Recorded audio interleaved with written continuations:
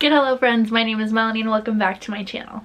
So today I'm introducing you to a new reading vlog for my first book of 2021, and that, oh, it's all the way over there and I'm on the floor. And that book is going to be Crescent City by Sarah J. Maas. So I tried reading Crescent City sometime in like August of 2020 and you can actually see my bookmark still. I got to chapter 27, which is about page 275. So I was nearly 300 pages into this book. And then I DNF'd it because I got bored. But it was because I had taken so many breaks reading this that it was like I didn't even retain any of the story. So I decided that I would make House of Earth and Blood by Sarah J. Maas book number 1 of 2021 as a way to just kind of knock off a book that I was intimidated by in the previous year so I can finally understand what all the hype is about. And we're just gonna kind of vlog this adventure and see how it goes. I do have a few clips from when I started reading this book back in July, August. So I'm gonna review those and see if they're worth even including, but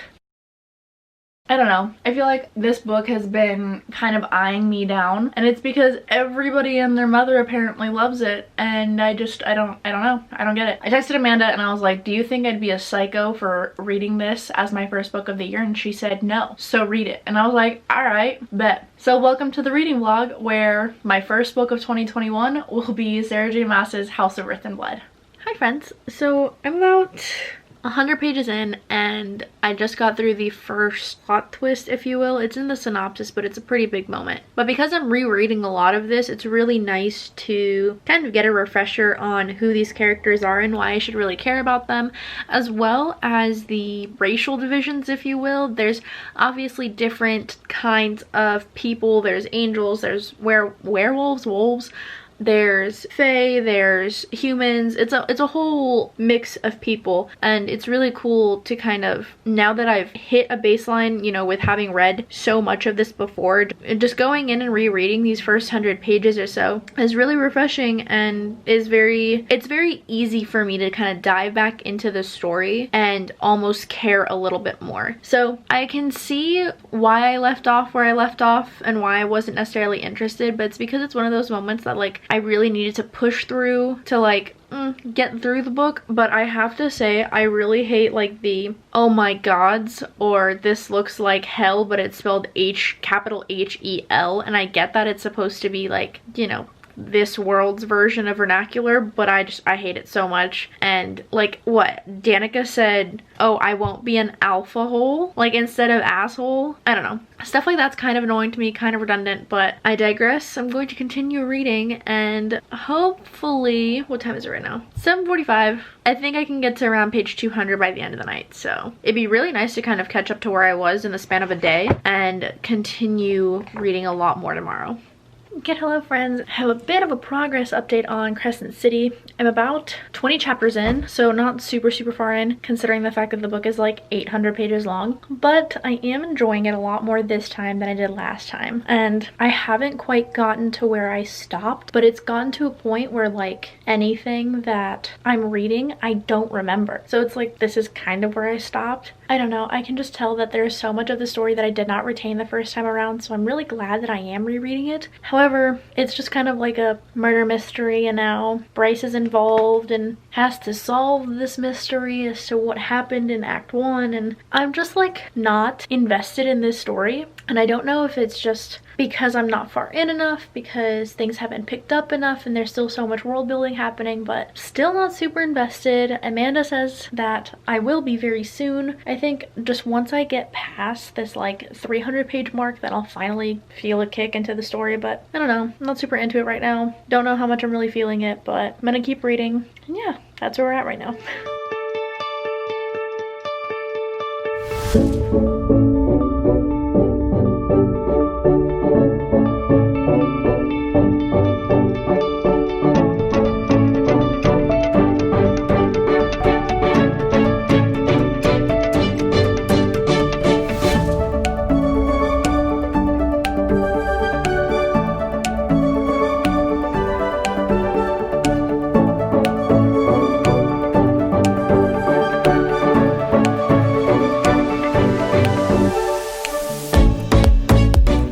was at Neptune's Net for about probably an hour waiting for food, but but I got fish and chips. I got free clam chowder because the wait was so long. And I'm currently sitting on the side of PCH as the sun is setting and eating my clam chowder. Hello friends. So I don't know why this lighting makes me look so sickly, but I swear like I'm fine. But I just got to part 3, the canyon, and we just have, I guess, like our first real prime suspect, and all I can think of is like the SVU, and it's the weirdest thing right now. I guess I didn't realize that this book was going to be a murder mystery set in a fantasy world. I don't know what I was expecting. I think because I'm just so used to like Sarah J. Maas's fantasy worlds that are just more politics based than mystery based, that this isn't kind of shaping up to what I thought it was going to be. It's also a very long book, and I had a Twitter update where I like literally said this book is just so long. Like I had no actual update except for the fact that it was huge, and it feels like I'm kind of dragging through it, and I'm gonna try to make quite a bit of progress tonight. It's already 10:30 and I'm on chapter 38, so we'll see. I'm gonna try to get a lot of reading done, but I said that last time and then I didn't read it all the next day, so we'll see.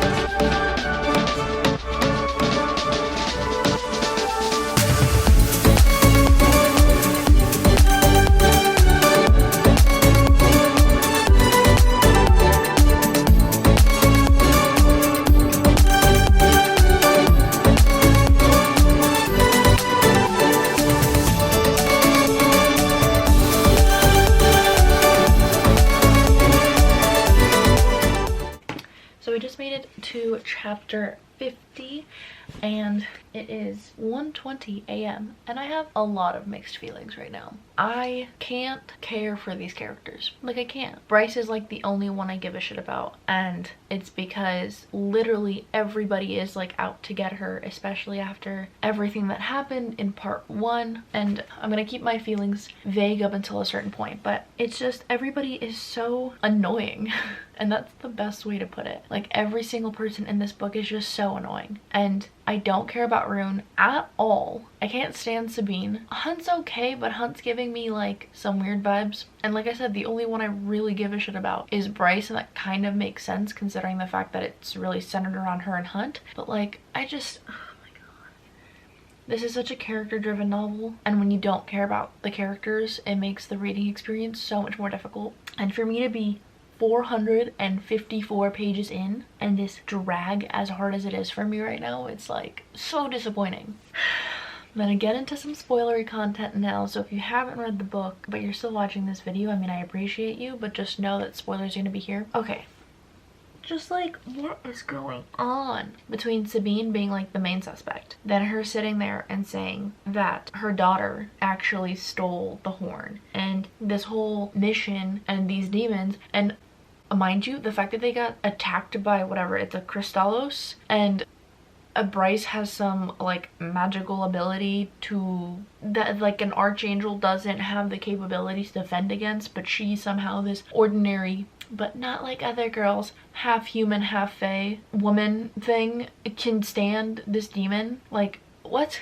I don't understand it, and I know that that's probably gonna get solved and they're probably gonna say like, oh yeah, she is the one, she has some historical lineage that, I don't know, makes her the chosen one. But like, what? And just, oh my, there's just so many different characters in this. There's werewolves and vampires and angels and fae, and there's still so much book left. I've been texting Amanda, and it's just like, you're adding intrigue with these vague people and trying to pull people in, but like I don't care. And especially like Rune's chapters, like I really could care less. Like he's a prince with daddy issues and a destiny that he doesn't want to fall under, and I'm so over it. And I told Amanda, like, if I were to put the book down like right now, I probably wouldn't pick it back up. And like the thing is, I've put this book down before and I'm finally getting more progress into it, and I'm still like, I can put it down and be fine. It took me so long to read like 100 pages, like so long. My biggest hope right now is that I don't get to a point where I can't do it anymore, you know, where I'm like, or I finish the book and I'm like, that's it.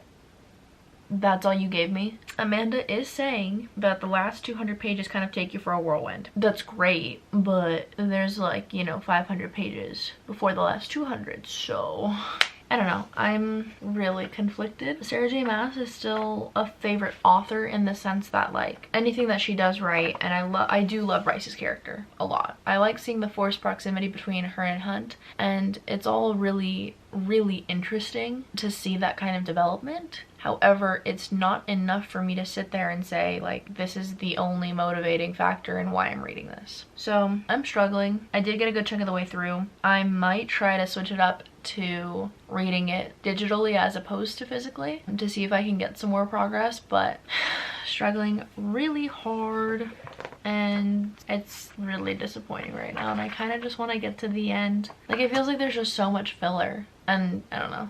Hi friends, so as you can tell I'm back at the apartment. We're in the process of taking down our tree, but Grogu is still up there, so he's just gonna chill for a bit.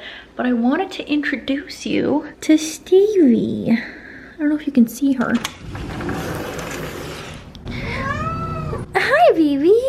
This is Stevie. She's the neighborhood kitty, but we've named her and we love her quite a bit. She just kind of hangs out here. We're planning on taking her to the vet soon because we think she might be pregnant. Because our apartment complex has told us that the neighborhood cats have a tendency to, you know, wander, and it's apparently pregnancy season. She's gained a lot of weight since we've moved in, and that's not just because she's being fed. It's like a lot more than we were expecting before, but she has grown to like really like us, and it's really cute because she'll just kind of come and hang out. But she's starting to get like a little bit sassy, and she'll try to like come in through the patio, and she came in once, and that's because we let her because we wanted to see what she was gonna do. And she was like kneading she was kneading right here on the carpet, and it was really cute. We just don't want her to kind of get used to things, but also one of my other roommates is like falling in love with her, and it's a complicated situation. But I spent most of yesterday editing, filming to get the new video up for today, so I didn't get much more progress in Crescent City. However, I am on chapter 50, and so I'm going to sit down and get about an hour of reading done. So I'm anticipating like another 60-ish pages, and hopefully I can blast through this in the next 2 days. A knife! No!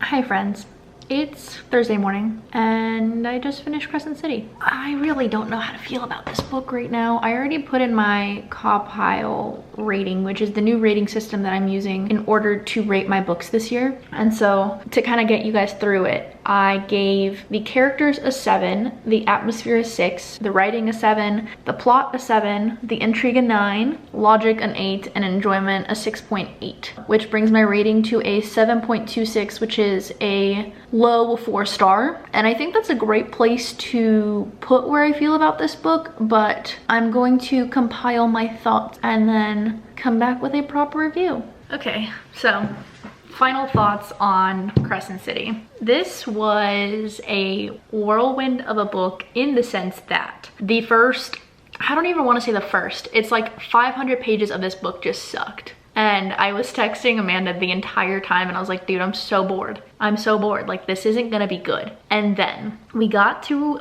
part 4, the ravine, I think it was called.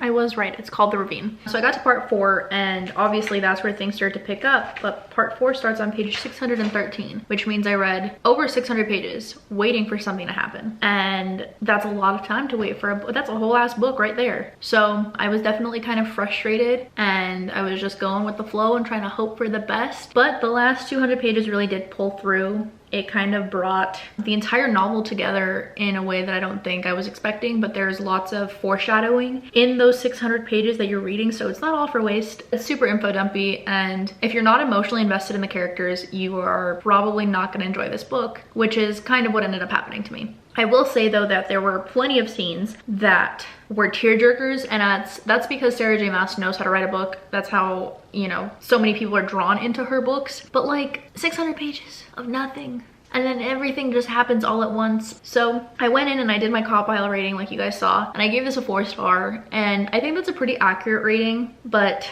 I'm slightly disappointed that it took me this long and I had to be so critical of it the entire time. I definitely love Sarah J Maas's writing and I love her books. So will I still pick up anything she puts out? Yes. Will it be a struggle? I hope not.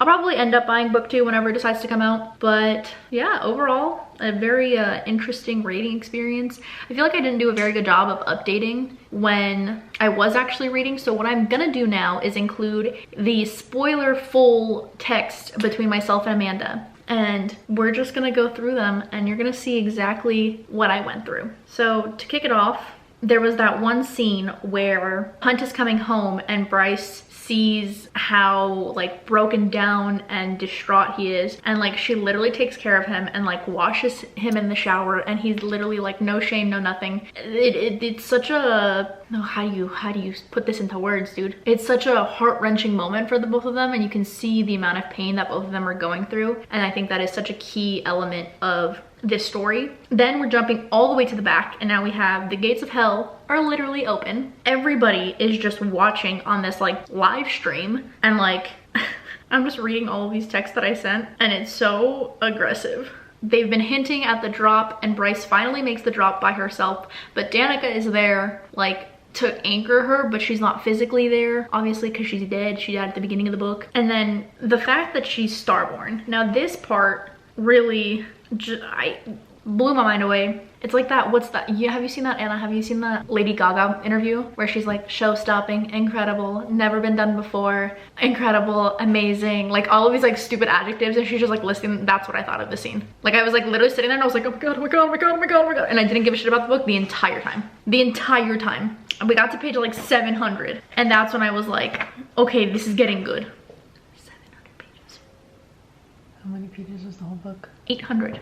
The last 200 pages of this book, bro. Oh, and then I started crying this morning. Literally.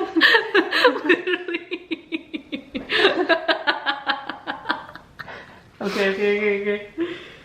I was freaking out because it just got like really good really quickly, but man, I don't know. And the sibling bond that grew between Bryce and Rune was so wholesome. And like it killed me just a little bit, but it's okay. It's okay. This was, you know, I read it. I can finally say that I've read it. I'm really glad that I didn't DNF it again. I'm happy that it's read. It's kind of like a weight off my shoulders because this was a big book that I was planning on reading last year. And so with it being my first book of 2021, I'm pretty proud of myself. So yeah, that's that. That's done. We're putting this away and not gonna talk about it until the sequel comes out because I'm tired of talking about this book. So that is it for today's video. Thank you so much for watching my reading vlog for the first book of 2021. I hope you guys enjoyed this mess as much as I did. Make sure to leave a like, comment, and subscribe, and until then, I'll catch you soon.